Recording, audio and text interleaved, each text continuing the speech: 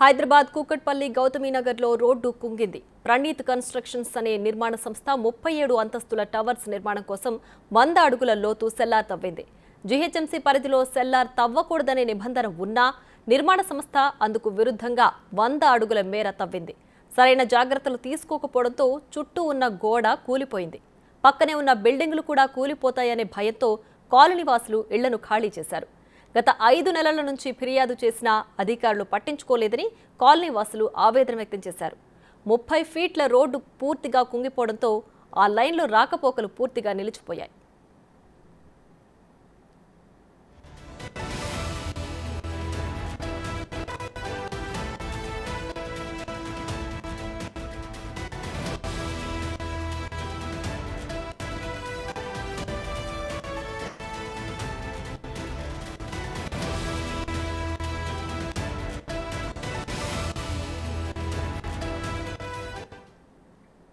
Hyderabad Kukatpally గౌతమీనగర్లో road కుంగింది. Praneeth constructions అనే నిర్మాణ సంస్థ 37 అంతస్తుల టవర్స్ నిర్మాణం కోసం 100 అడుగుల లోతు సెల్లార్ తవ్వింది.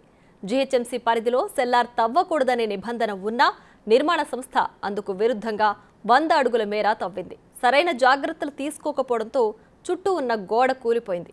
పక్కనే ఉన్న బిల్డింగులు కూడా కూలిపోతాయనే భయంతో కాలనీవాసులు ఇళ్లను ఖాళీ చేశారు. గత 5 నెలల నుంచి ఫిర్యాదు చేసినా అధికారులు పట్టించుకోలేదని కాలనీవాసులు ఆవేదన వ్యక్తం చేశారు. 30 ఫీట్ల రోడ్డు పూర్తిగా కుంగిపోవడంతో ఆ లైన్లో రాకపోకలు పూర్తిగా నిలిచిపోయాయి.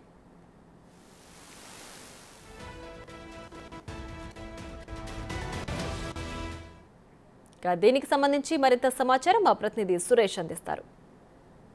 ఈ కన్స్ట్రక్షన్ నిర్మాణం జరుగుతుంది. ఇక్కడే డ్రైనేజ్ లైన్ ఉంది. ఈ డ్రైనేజ్కే 4 సార్లు మరమ్మతులు చేశారు. అయినప్పటికీ కూడా కూలిపోతూ వస్తుంది. దాదాపు మట్టి రోజుకింత కుంగిపోవడం జరుగుతుందని చెప్పేసి కూడా కాలనీవాసులు చెప్తున్నారు. ఆ వాల్ దాదాపు ఇక్కడ నుంచి అక్కడికి 20 ఫీట్ల వరకు ఉన్న వాల్ అంతా కూడా కొట్టుకుపోయి మట్టి మొత్తం సెల్లార్లో పడిపోవడం జరిగింది. ఇంకా 10-15 రోజులు అయితే కొద్దిగా మట్టి అంతా కూడా కుంగిపోయి ఈ బిల్డింగ్లకి ఎఫెక్ట్ పడే అవకాశం ఉందని చెప్పేసి కూడా కాలనీవాసులు చెప్తున్నారు. ఇప్పటికే దీనికి సంబంధించిన మనం బేస్మెంట్ పక్కనే ఉన్న ప్రహరీ గోడకు ఉన్న రోడ్ అంతా కూడా క్రాకులు వచ్చేసి పూర్తిగా ఈ నిర్మాణానికి సంబంధించి దగ్గరలో ఉన్న క్రాకులంతా కూడా ఏర్పడ్డాయి. ఇది కొద్ది రోజులైతే పూర్తిగా ఈ క్రాకులన్నీ కూడా మొత్తం మట్టి కొట్టుకుపోయి ఆ సెల్లార్లో పడే అవకాశం ఉందని చెప్పేసి కూడా ఆందోళన వ్యక్తం చేస్తున్నారు.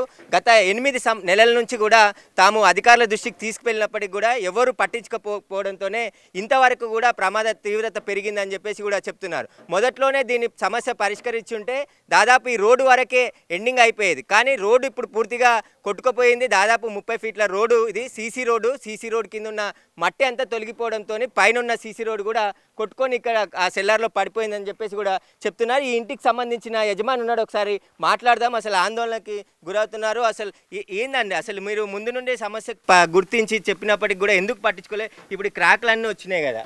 ఇప్పుడు ఇది వాళ్ళు సపోర్ట్ ఇచ్చి టెంపరీగా ఏదో పెడితే ఇది ఫస్ట్ టైం కాదు, థర్డ్ టైం కూడా ఇంత ఇలాగ అయిపోయినా కూడా వాళ్ళకి ప్రాపర్ యాక్షన్ తీసుకోకుండా యాజ్ పర్ నామ్స్ ఉన్నదో లేదో వాళ్ళ రోడ్డు 30 ఫీట్ రోడ్డు ఉండి కూడా బిల్డింగ్ ఇంత ఎఫెక్ట్ అవుతున్నాయంటే మరి 30 ఫీట్ రోడ్ సిమెంట్ రోడ్ కూడా సగం వెళ్ళిపోయినా కూడా మళ్ళీ టెంపరీగా ఇలా చేసుకుంటూ వెళ్ళిపోతే ఇది ఇక్కడ వరకు వెళ్ళిపోయింది. ఇప్పుడు వీళ్ళకి రిస్క్ ఎప్పుడే అడ్రస్ చేస్తారు? ఎన్నాళ్ళు ఇక్కడ ఎంతమంది ఎఫెక్ట్ అవుతున్నారు దీనివల్ల? అది టెంపరీగా ఎంత పెద్ద బిల్డింగ్ కట్టినప్పుడు ఎంత ప్రాపర్గా ఉంటుంది, యాజ్ పర్ నామ్స్ ఉన్నాయా లేవా, ఇవన్నీ టెక్నికల్ సిబ్బంది వచ్చి చూసుకుని ఎట్ ఏ టైము ఒక సొల్యూషన్ ఇస్తే ఇది ఎప్పుడూ సాల్వ్ అయిపోయేది కదా. ఎన్నాళ్ళు ఎందుకు డిఆర్ టీం వచ్చి అర్జెంటుగా ఖాళీ చేయించి చేసేయమని చెప్పి అన్నీ చేస్తున్నారు. ఎన్నాళ్ళు ఇలాగా త్వరగా ఏదో ఒకటి సొల్యూషన్ ఇవ్వండి వీళ్ళందరికీ ఎఫెక్ట్ అవ్వకుండా. అయితే మనం దీనిపైన కరెంట్ పోల్ చూడొచ్చు. ఒకసారి 11 kV వైర్లు ఇక్కడ నుంచి వెళ్తున్నాయని చెప్పేసి కూడా చెప్తున్నారు. ముందుగా ఆ లైన్ అంతా కూడా కుడివైపు ఉండేది. ఆ కుడివైపు నుంచి కుంగిపోవడంతో మళ్ళీ ఎడమవైపుకి కొత్త పోల్స్ వేసి ఇక్కడ నుంచి కేబుల్ని అటు తీసుకెళ్లారు. ఈ 11 kV వైర్ కింద పడి తెగిపోతే ఏంది పరిస్థితి? అసలు ఇక్కడ నుంచి వెళ్ళాలంటేనే ఇప్పటికే భయాందోళనలో ప్రజలు ఉన్నారు.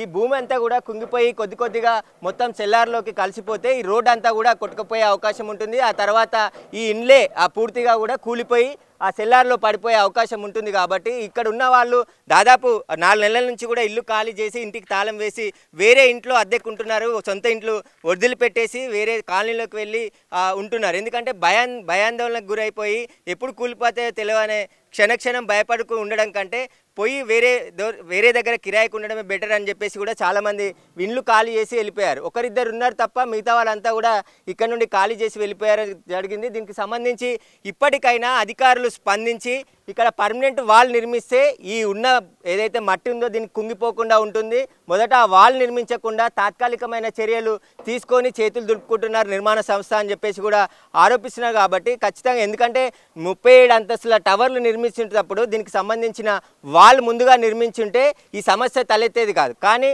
టెంపరవరీకి సంబంధించిన జేఎన్టీ ఇంజనీర్లు ఇచ్చిన సలహా మేరకు ఈ నిర్మాణాన్ని చేపట్టారని చెప్తున్నారు. కానీ 4 సార్లు ఇప్పటికి నిర్మించారు, 4 సార్లు కూలిపోయిందని చెప్పేసి కాలనీవాసులు చెప్తున్నారు. సరైన జాగ్రత్తలు సరైన నాణ్యత లేకపోవడం వల్లనే ఈ వాళ్ళన్నీ కూడా కూలిపోతున్నాయి. కింది నుంచి ఏదైతే సెల్లార్ దువ్వారో ఆ సెల్లార్కి సంబంధించిన కింది నుండి కూడా కాంక్రీట్ వాల్ నిర్మించుంటే ఈ మట్టి అంతా కూడా కుంగిపోకుండా ఉండేది.